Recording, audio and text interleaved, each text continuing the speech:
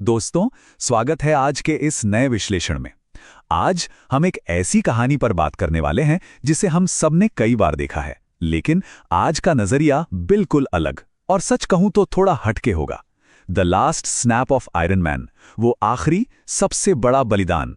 पर आज हम इस एपिक मोमेंट को टोनी या स्टीव की नजरों से नहीं, बल्कि एक बेहद सिनिकल, गुस्से वाले और एकदम प्रैक्टिकली सोचने वाले रॉकेट रैकून के पर्सपेक्टिव से देखेंगे। तो चलिए शुरू करते हैं एक स्पेस सर्वाइवर का ये कमाल का सफर।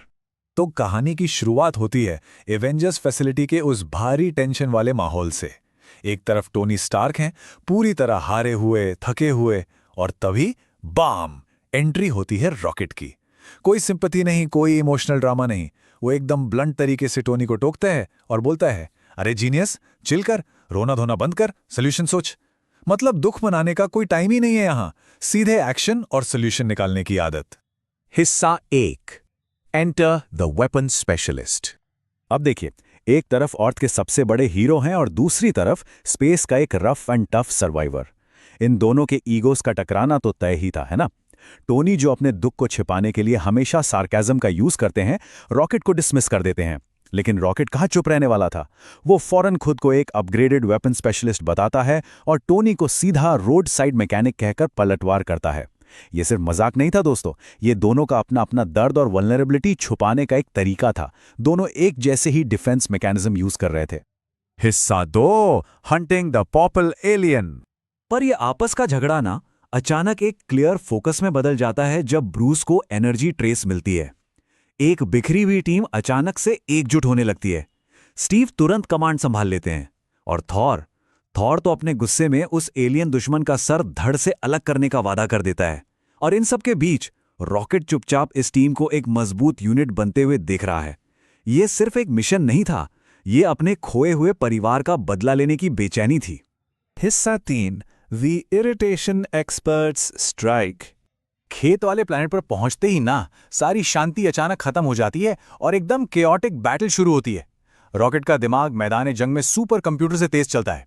पहला कदम, सीधे दुश्मन के मुंह पर फुल ऑटोमेटिक वेलकम। फिर आता है दूसरा कदम, मिसाइल्स और भारी कैनन का जबरदस्त कॉम्बो अटैक।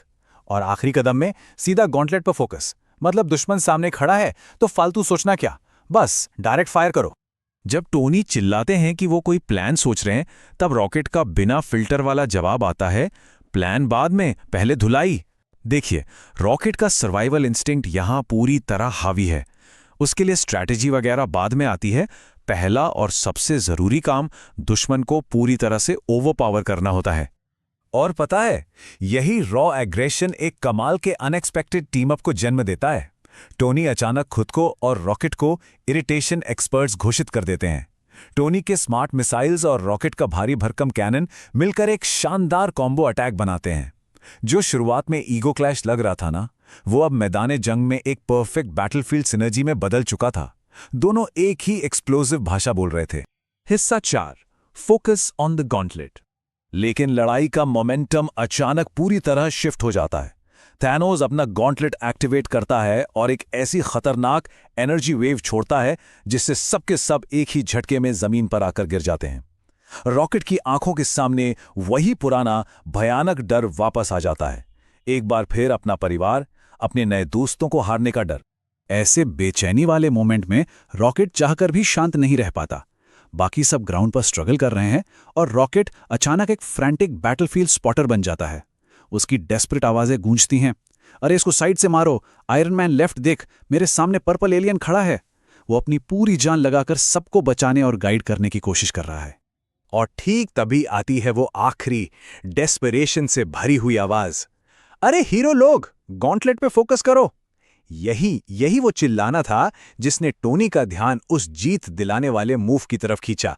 सच कहूं तो अगर रॉकेट पीछे से वो टैक्टिकल शाउट नहीं करता तो शायद आज अंजाम बिल्कुल ही अलग होता। फिर सब कुछ इतनी तेजी से होता है। सिर्फ 3 सेकंड्स की कहानी थी वो। पहले सेकंड में टोनी आगे बढ़ते हैं और स्टोन्स को अपने सूट में अब्सॉर्ब कर लेते हैं। दूसरे सेकंड में थैनोस स्नैप करने की पूरी कोशिश करता है पर फेल हो जाता है। और ठीक तीसरे सेकंड पर पावर से भरा हुआ टोनी कहता है, आई एम आयरन मैन, और स्नैप कर देता है। एक चौंधियान देने वाली फ्लैश आती है और देखते ही देखते दुश्मन धीरे धीरे डस्ट में बदल जाता है। हिस्सा 5 द मैकेनिक्स फाइनल जोक। लेकिन उस जीत के बाद मैदान जंग में अब कोई चीख पुकार नहीं बचती। लड़ाई खत्म हो जाती है और टोनी गिर पड़ते हैं। स्टीव, थॉर और हमारा सिनिक स्पेस सर्वाइवर रॉकेट सब आहिस्ता आहिस्ता चलकर उस बेजान होते दोस्त के पास आकर खड़े होते हैं। ये खामोशी दोस्तों सच में अंदर तक चुभ जाती है। ये एक ऐसा पल है जो रॉकेट का सबसे वल्नरेबल रूप दिखाता है। जो किरदार हमेशा सख्त और गुस्से में दिखता था, उसकी आवाज में आज सिर्फ डर और दर्द था। वो धीरे से लगभग रोते हुए कहता है, अरे उठना, अभी तो मजाक स्टार्ट हुआ था। वो डेस्परेशन में अपने उसी पुराने मजाक और तानों का सहारा ले रहा है, शायद इस नाउमीद सी उम्मीद में कि उसके इस चिड़चिड़ेपन से उसका दोस्त नाराज होकर वापस उठ खड़ा होगा। लेकिन इस बार सामने से कोई नया ताना वापस नहीं आता। टोनी की वो आखिरी फेंटी सी मुस्कान और उनके आखिरी शब्द, नो मोर जोक्स बड़ी, उन दोनों के बीच का सारा सिनिसिज्म वहां हमेशा के लिए खत्म हो जाता है। एक रोड साइड मैकेनिक और एक स्पेस वेपन स्पेशलिस्ट के बीच का ये आखिरी पल दिखाता है कि मौत आखिर कैसे हर दीवार तोड़ देती है। वो दोनों अब हीरोज नहीं थे, वो अब सिर्फ दो दोस्त थे जो आखिरी बार बात कर रहे थे। इस विश्लेषण के आखिरी हिस्से में जब रॉकेट साफ आसमान की तरफ देखते हुए कहता है, पागल था पर अपना था, तो दिल में एक अजीब सा एहसास होता है कि इस अकेले राकून ने सच में एक नया परिवार पा लिया था। ये एक बड़ा सवाल पीछे छोड़ जाता है, कैसे एक आखिरी बलिदान टूटे हुए लोगों को हमेशा के लिए एक परिवार में बदल देता है।